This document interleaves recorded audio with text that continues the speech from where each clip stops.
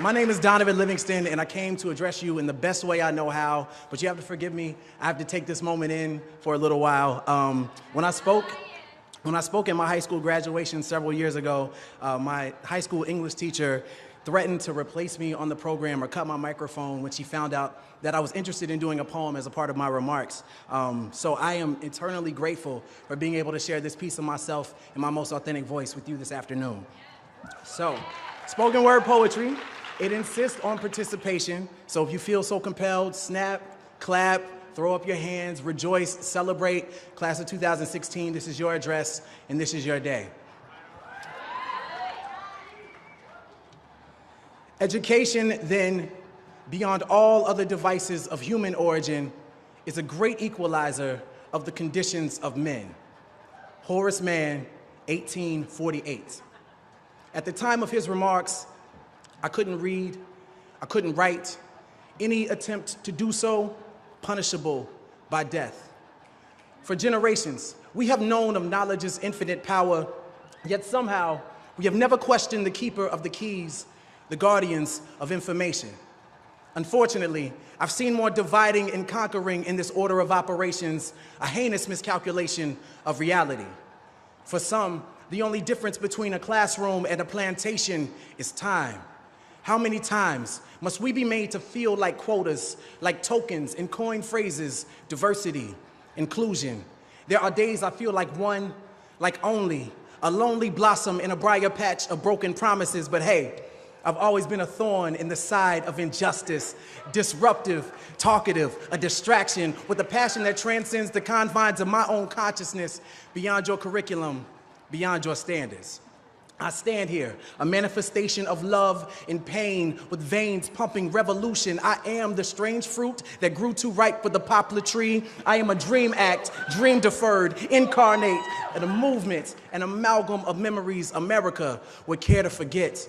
My past alone won't allow me to sit still, so my body, like my mind, cannot be contained. As educators, rather than raising your voices over the rustling of our chains, take them off, uncuff us, unencumbered by the lumbering weight of poverty and privilege, policy and ignorance. I was in the 7th grade when Ms. Parker told me, Donovan, we could put all of your excess energy to good use. And she introduced me to the sound of my own voice. She gave me a stage, a platform. She told me that our stories are the ladders that make it easier for us to touch the stars. So climb and grab them. Keep climbing, grab them. Spill your emotions in the Big Dipper and pour out your soul. Light up the world with your luminous allure. To educate requires Galileo-like patience. Today, when I look my students in the eyes, all I see are constellations. If you take the time to connect the dots, you can plot the true shape of their genius shining in their darkest hour. I look each of my students in the eyes and see the same light that aligned Orion's belt in the pyramids of Giza. I see the same twinkle that guided Harriet to freedom. I see them. Beneath their mask and their mischief exists an authentic frustration and enslavement to your standardized assessments. At the core, none of us were meant to be common. We were born to be comets, darting across space and time, leaving our mark as we crash into everything. A crater is a reminder that something amazing happened right here, an indelible impact that shook up the world. Are we not astronomers searching for the next shooting star?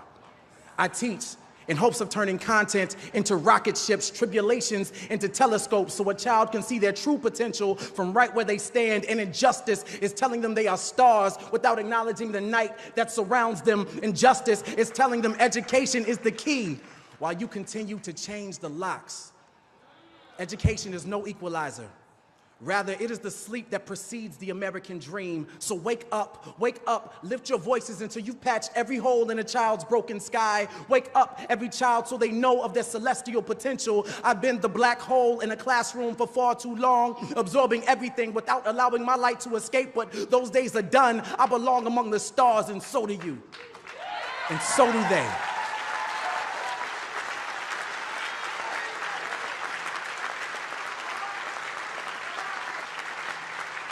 Together,